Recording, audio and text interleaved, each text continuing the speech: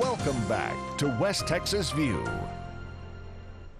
Before the break, Steve was telling us about a unique law that almost was passed in California that would have had a disastrous effect on the convenience stores all over America, because California was such a bellwether state. And so it was called the beer gas ban, and so they wanted the legislature to pass a law that said you couldn't sell beer and gasoline at the same location. Correct. And I was serving as the chairman for governmental affairs for the National Association of Convenience Stores at the time, so it became my lot to go to California to try to fight that bill.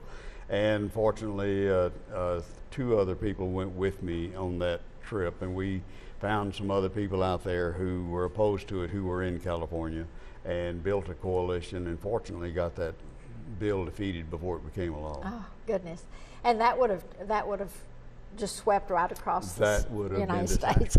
Well, I'm hardly even getting close to what all I wanted to talk to you about, but I want to just touch on the fact that you eventually had children.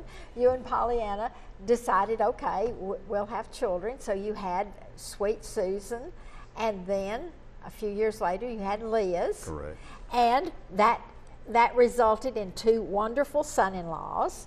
And they didn't do like you and Pollyanna did. They didn't say, okay, we're getting married next week. Because I happen to know that you had very nice weddings for both of them. Absolutely, we did.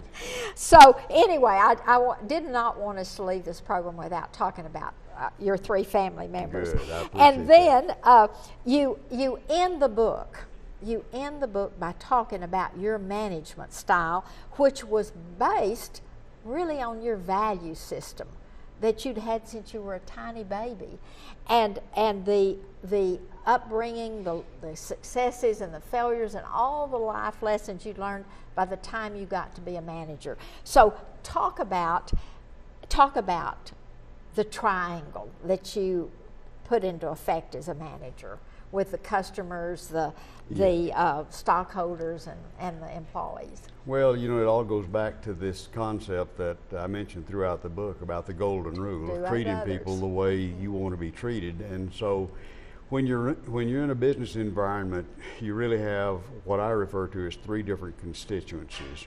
One is the customer, one is the employee, and the third is the stockholder, the investor. And you can't do without any of those. You can't do without any of them. You got to have them all. So how do you deal with the three to make sure that each one is getting a fair shake?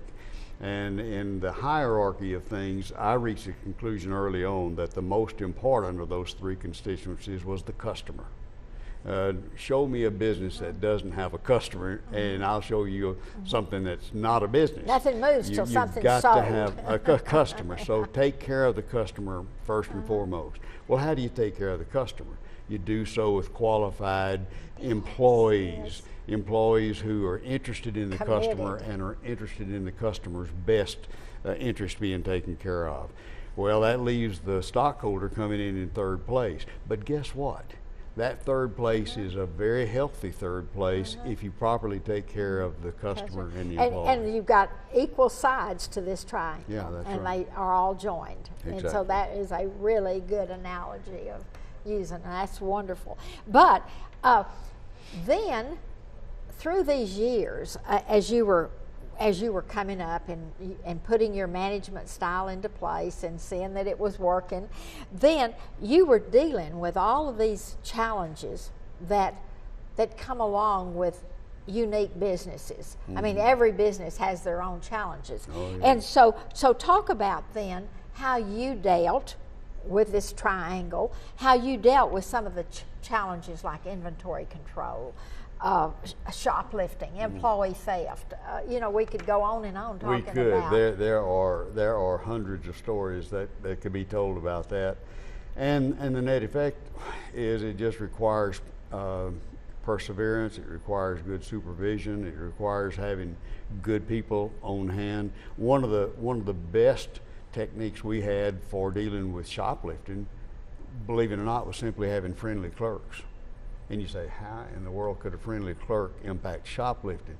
Well, it's really pretty simple. If a person walks into a store planning to steal something, they want anonymity. they don't want to be recognized. They don't want anybody to realize they're there. So when you, as the employee on duty, say to the person walking in the door, "Hi, how are you? Can I help you find something?"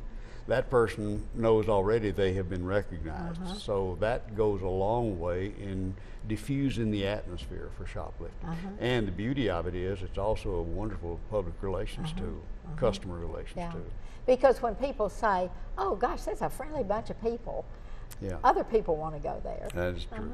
I love that. Well, you look at things that, you know, I would have never thought about, like vendor theft. Yeah.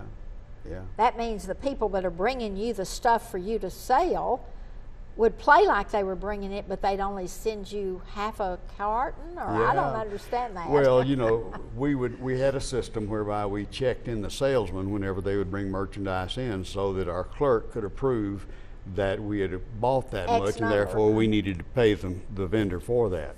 But vendors can come up with all kinds of nefarious methods to not charge. We've got just a few minutes, and I want you to tell what motivated you to write this book.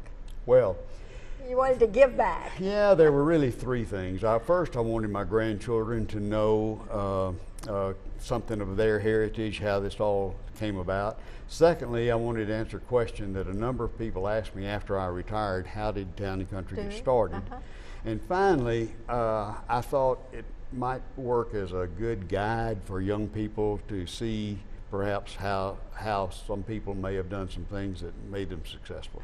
Thank you so much, Steve, for being here for the last 3 Sundays. We appreciate it. Thank you for joining us today, and we'll look forward to seeing you next Sunday with another program.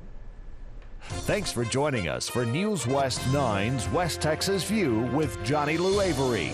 This has been a public affairs presentation of KWAB-TV and KWES-TV.